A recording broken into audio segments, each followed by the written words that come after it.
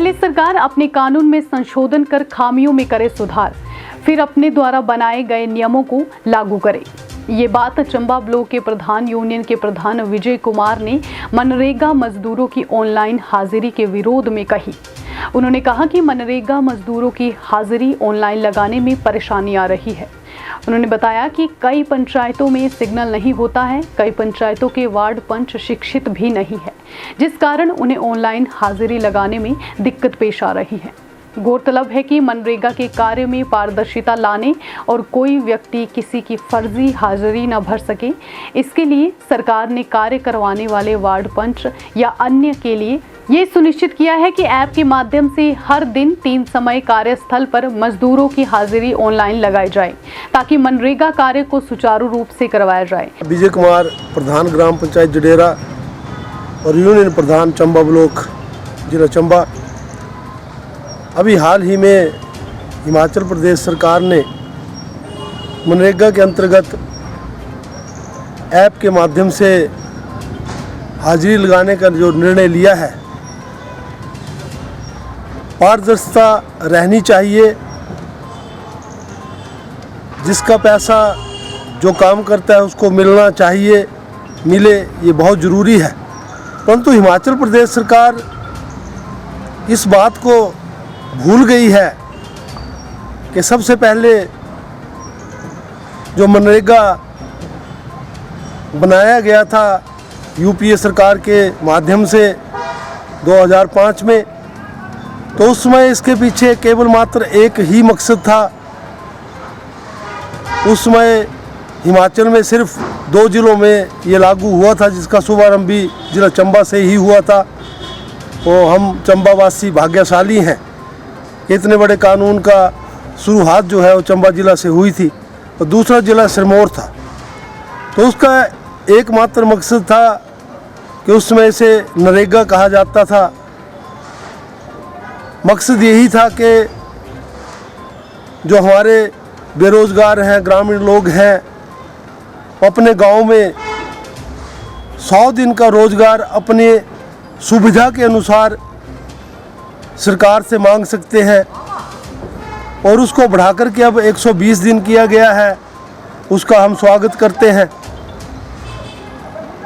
परंतु इसके पीछे जो मकसद था कि घर द्वार में रोज़गार मिले, अपने गांव में रोज़गार मिले, और गांव की जो छोटी छोटी समस्याएं हैं इस मनरेगा अधिनियम के तहत जो है वो पूरी की जा सके, गांव में खुशहाली आए। परंतु हिमाचल प्रदेश सरकार ने जो तुगलकी फरमान अभी लागू किया है, जिसका हम विरोध इसलिए कर रहे हैं, इसलिए विरोध नहीं कर रहे हैं कि ऐप के माध्यम से हाजिरी लगाई जा रही है, पारदर्शिता बढ़ेगी, जो कहीं घोटाले होते हैं उसमें लगाम लगेगी, इसलिए हम विरोध नहीं कर रहे हैं। हम विरोध इसलिए कर रहे हैं कि हिमाचल सरकार को सबसे पहले तो ये सोचना ज़रूरी है कि क्या पूरे हिमाचल में जो है नेट की सुविधा है। बहुत सारे गांव हैं, जैसे मेरे जडेरा पंचायत है, उसमें कुछ एक गाँव है वहाँ जहाँ पर फ़ोन चलता ही नहीं है। मैं पिछले कल चुराहा की तरफ गया था, तो वहाँ भी बहुत सारे गाँव हैं जहाँ सिग्नल सही से नहीं है। नंबर 1 इस बात की ओर ध्यान नहीं दिया गया। नंबर 2 कि स्मार्टफोन, आज एक अगर स्मार्टफोन ख़रीदना है तो उसके लिए कम से कम 8-10 हज़ार रुपये चाहिए। गांव के लोगों के पास इतना पैसा कहाँ है? एक तरफ बेरोज़गारी है, दूसरी तरफ काम नहीं मिल रहे हैं, तीसरी तरफ स्मार्टफोन कहाँ से लाएं, और ये जिम्मेवारी भी उनको दी गई है कि वार्ड मेंबर इसकी हाजिरी लगाएंगे। बड़ी हास्यास्पद बात लग रही है कि पंचायती राज में जो है एजुकेशन का कोई भी, मेरे हिसाब से पंचायती राज ही नहीं, लोकतंत्र में कोई भी इंसान जो है वो चुनाव में खड़ा हो सकता है। उसके लिए जो है क्वालिफिकेशन होना ज़रूरी नहीं है, क्योंकि लोकतंत्र है, लोगों के द्वारा लोग चुने जाते हैं। अब मैं अपने पंचायत की ही बात करूं, जिसमें 5 वार्ड मेंबर हैं। 5 में जो है 3 वार्ड मेंबर बिल्कुल अनपढ़ हैं, वो सिर्फ अपने सिग्नेचर करना जानते हैं। अब एक वार्ड मेंबर को सिर्फ 250 रुपये जो है एक मीटिंग का मिलता है, और 2 मीटिंगें जो है वो होती हैं एक महीने में, 500 रुपये उसको मिलता है। एक तरफ वो अनपढ़ है दूसरे तरफ 500 रुपये मिल रहा है, तीसरी तरफ वो 10,000 का फ़ोन कहाँ से खरीदेंगे, ये सोचने की बात है। ठीक है, अगर आपने ये सब कुछ लागू करना है, हम इसका स्वागत भी करते हैं, परंतु कम से कम सबसे पहले जो है नेट की सुविधा करवाएं, इंटरनेट की सुविधा करवाएं। आज बच्चे पढ़ाई में भी पिछड़ रहे हैं कि ऑनलाइन क्लासेस चल रही हैं।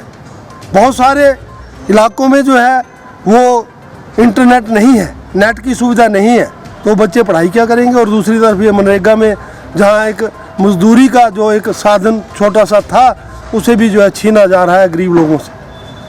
तो हम इसका विरोध करते हैं और सरकार को ये आगाह करते हैं कि सरकार सबसे पहले नेट की सुविधा कराए। और जो स्मार्टफोन है वो वार्ड मेंबर, एक बात मैं और ध्यान में लाना चाहता हूँ कि पंचायती राज अधिनियम को ना तो सरकार समझ रही है और ना कोई इन्हें समझाने का प्रयास कर रहा है। पंचायती राज अधिनियम के अंतर्गत केवल मात्र जो पंचायतों के प्रतिनिधि चुने हुए होते हैं, जो पंचायतें होती हैं, उनका काम होता है कि जो भी विभाग, लगभग 17 विभाग उस पंचायत में कार्य करते हैं, उन विभागों के ऊपर देखरेख करना, उन विभागों के माध्यम से लोगों को जो सुविधाएं सरकार द्वारा मिल रही हैं वो सुविधाएं समय समय पर वहां पहुंचाना, उनकी देखरेख करना और उसके सुचारू रूप से चलाना। और इन्होंने तो एक ये सिस्टम बना दिया है कि जो पंचायत प्रतिनिधि और ठेकेदार हैं, इस बात से भी हम सहमत नहीं हैं। हमारा काम है वहाँ पर काम हो, लोगों को रोज़गार मिले। अब हाजिरी कौन लगाएगा, उसके लिए मेट का होना ज़रूरी है। जिस प्रकार से इन्होंने रोज़गार सेवक रखे हैं, जिस प्रकार से इन्होंने डाटा ऑपरेटर रखे हैं, जिस प्रकार से इन्होंने टेक्निकल सहायक रखे हैं, उसी प्रकार से मेटों की भी भर्ती की जाए ताकि लोगों को रोज़गार मिले। और पंचायत के प्रतिनिधि जो ग्राम पंचायतें हैं वो केवल मात्र उन कामों का अवलोकन करेंगी कि कहीं काम में गलती ना हो।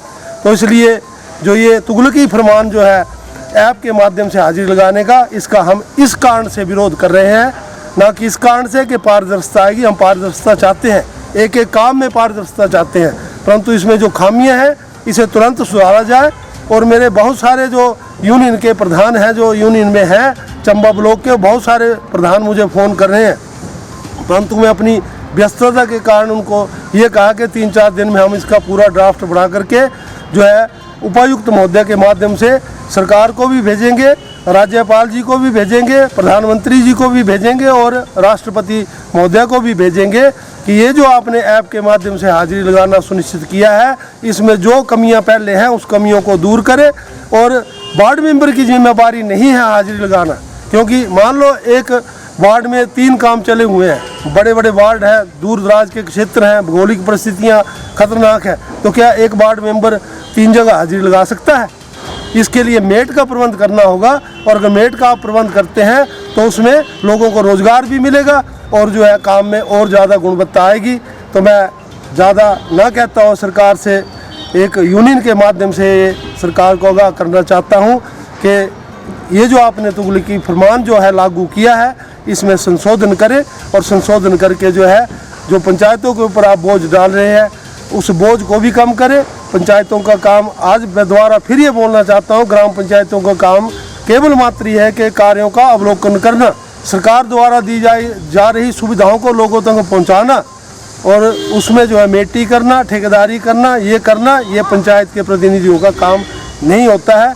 तो मैं पुनः ये मुख्यमंत्री महोदय से निवेदन करता हूँ कि आप अच्छे मुख्यमंत्री हैं, इसमें कोई शक नहीं है, सबकी सुनते हैं, तो पंचायत प्रतिनिधियों की भी सुने।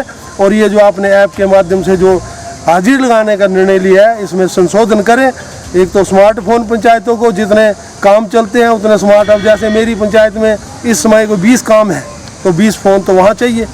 वो ऐसे ही और भी पंचायतें हो सकता है उससे ज़्यादा हो, कहीं काम हो, तो वो फ़ोन की सुविधा भी करें, नेटों की सुविधा भी करें। और सबसे बड़ी सुविधा जो इंटरनेट के साथ आप हर चीज़ करना चाहते हैं तो गाँव में इंटरनेट की सुविधा भी प्राप्त हो। धन्यवाद।